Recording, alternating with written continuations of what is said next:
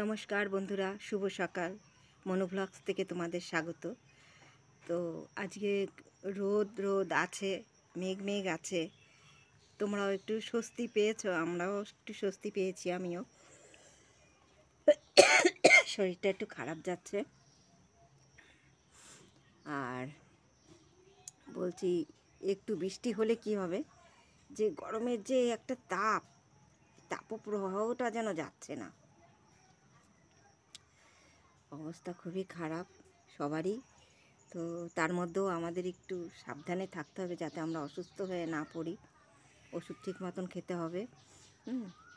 আর ছাতারও প্রয়োজন হয় না, কিন্তু একটা তাপ জিনিসটাই যাচ্ছে না। তা আজকে একটু আমের আচার বানাবো, তোমাদের সঙ্গে আমি দেখাবো। আর কালকেকারের রাতে তরকারি করেছিলাম, ঝিঙা আলু পোস্ত করেছি। আর করেছি গিয়ে তোমার একটা কী করলাম, ঝিঙা আলু পোস্ত আর চিচিঙ্গা আছে না, ওই চিচিঙ্গাটা ডিম দিয়ে ভাজা করেছি। হ্যাঁ, যেরকম তেলের উপরে যেরকম পেঁয়াজ দিই, কাঁচা লঙ্কা দিই, একটু রাঁধুনি ফোড়ন দিয়ে ওটা বেশ একটু যখন একটুখানি হালকা একটু ভেজে আসবে, মানে বেশি লাল হবে না, তখন ডিমটা ভেঙে দিয়ে দিতে হবে ওর মধ্যে। ডিমটা ওর মধ্যে ভেঙে দিয়ে দিলে ডিমটাকে বেশ ভুজিয়ার মতন করব। হ্যাঁ, বেশি কড়া করে ভাজবো না, একটু হালকা ভুজিয়ার মতন হবে। তারপরে আমি চিচিঙ্গাটা যে কুচানো থাকবে, ওটা হলুদ লবণ দিয়ে মাখানো থাকবে, ওটাকে আবার চিপে চিপে রসটা চিপে আমি ওর মধ্যে দিয়ে দেবো। দিয়ে দিলে ওই নাড়াচাড়া করতে করতে ভাজাই হয়ে যাবে।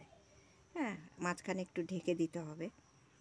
তো চলো, কীভাবে আমি আমের আচার বানাবো আজকে একটু সুস্বাদু করে, বেশি সুন্দর করে বানাতে চাচ্ছি। বাইরের আকাশটা দেখো, দেখেছ আকাশটা কেমন হয়ে আছে। ও মেঘলা, রোদ্দুর নেই একদমই। তারপরে দেখো তাপের কি তাপ, প্রচণ্ড তাপ। আর এই যে আমার পাখিরা, এই যে আমার পাখিরা, আর এই মানে এমন একটা শরীরের কন্ডিশন হয়ে গেছে যে আর ভালো লাগছে না, কল টল পাম্প করতে ইচ্ছা করছে না। হ্যাঁ, এ দেখো ওই যে আরেকজন চান করছে, দেখতে পাচ্ছ তো, মেঘলা চান করছে, অল্প জল আছে, করুক, আর পারছি না।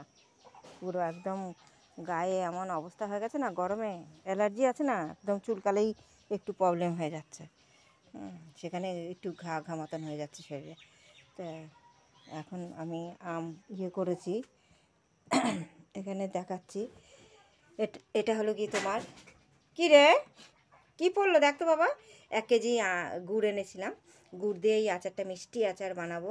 5 ফোড়ন গুঁড়ো করে দেবো। হ্যাঁ, 5 ফোড়নটা একটু ভেজে, 5 ফোড়ন একটু শুকনো লঙ্কা ভেজে গুঁড়ো করে লাস্টে আমের মধ্যে দেবো। এই যে, আর এখানে আমি 1 কেজির থেকে এটুকু তুলে রাখলাম, কারণ আমার আবার তরকারিতে একটু মাঝে সাঝে যে কোনো একটু ভাজাভুজিতে দিতে লাগে।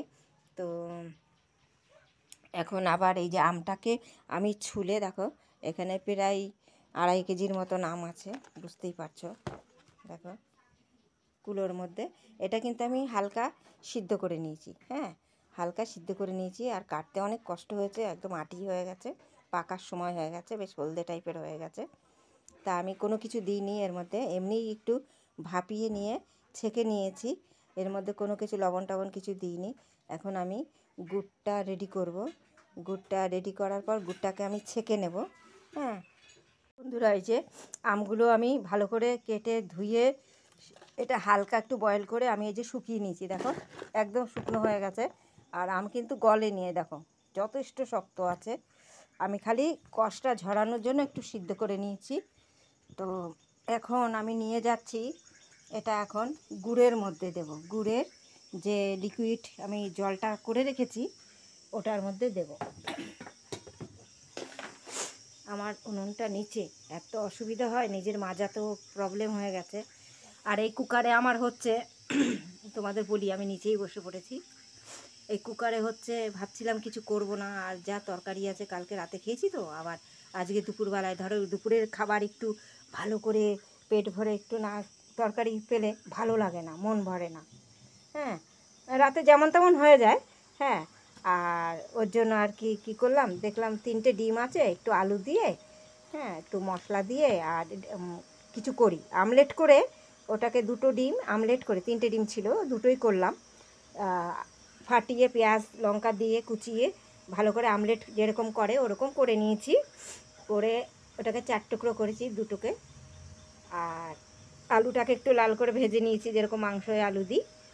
তারপরে ওই মশলা দিয়ে কষিয়ে একবারে ঝোল দিয়ে আমি কি করলাম বলো তো, আলুটা আজকে সিদ্ধ করে নিইনি, ওইটা এখন কুকারে বসিয়ে দিচ্ছি। সব কিছু দিয়ে মশলা দিয়ে আমি এখন ছেড়ে দিচ্ছি এর মধ্যে। পরে আমি 5 ফোড়ন এখনও আনা হয়নি, 5 ফোড়নটা গুঁড়ো করে একটু হালকা টেলে নেব, কড়ার মধ্যে ফেলে একটু ভেজে নেব। হ্যাঁ, আর একটু লঙ্কার গুঁড়ো দিয়ে দেবো, বা একটু বেটেও নেওয়া যায়। তা আমি ভাবছি এখন আবার বাটবো না, কেন সুবিধা আছে তো, একটু লঙ্কার গুঁড়োই দিয়ে দেবো, লাল লঙ্কার গুঁড়ো। দিলে একটু এটার লালও হবে, তা অনেক আচারই হবে। আমি এরকম এতগুলো আচার, এবারে প্রচুর আচার করা হয়েছে আমার, প্রচুর প্রচুর প্রচুর আচার করেছি, আর প্রচুর খেয়েছি রোজই ভাতে।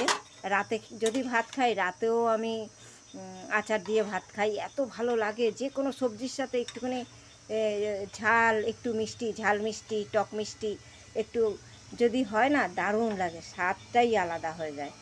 তো চলো, এটা ভালো করে ফুটবে, বুঝলে, ফুটে যেরকম একদম নরম তুলতুলে হয়ে যাবে। তাহলে এটা এখন হতে থাক।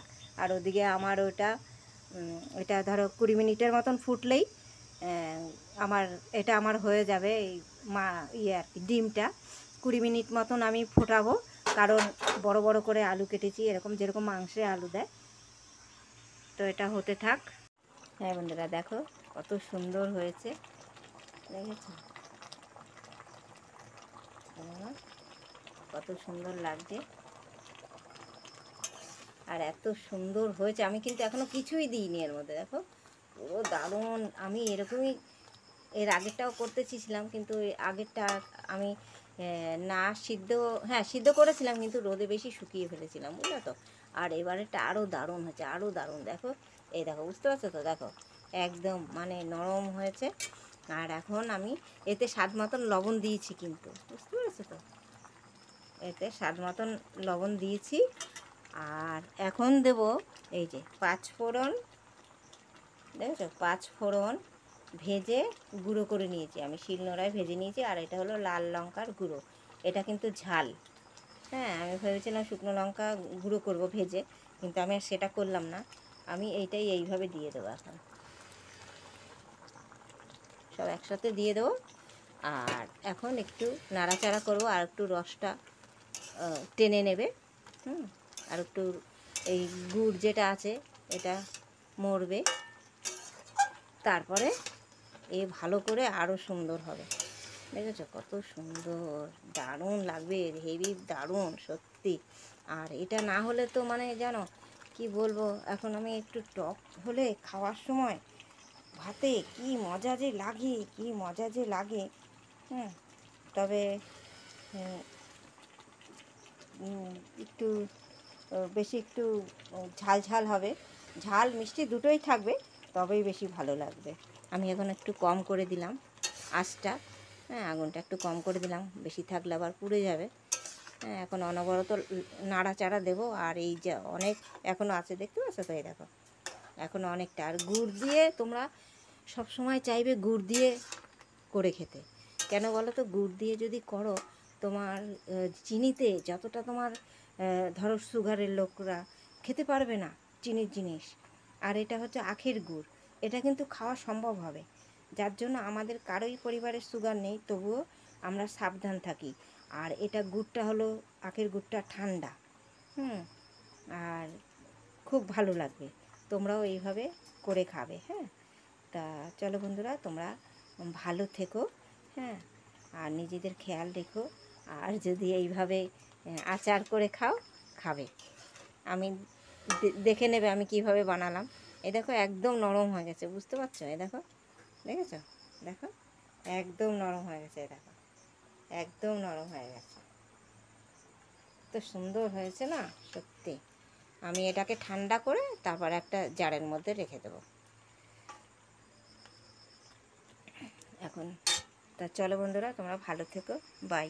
তোমরা যদি আমের আচার বানাও, আমটাকে ছুলে সিদ্ধ করে জলটা ফেলে দেবে, তারপরে আখের গুড় বা চিনি যা খুশি একটু জল করে নেবে, একটু জল করে নিয়ে তারপরে আমগুলো, সিদ্ধ আমগুলো একটু জল ঝরিয়ে দিয়ে দেবে, দিয়ে শুকনো লঙ্কা আর পাঁচফোড়ন ভেজে গুঁড়ো করে দিয়ে দেবে, দেখবে এরকম লোভনীয় আচার তৈরি হয়ে যাবে। আহ কি সুন্দর! ও বাবা, এক পিস নাও আর মন পুষিয়ে খাও।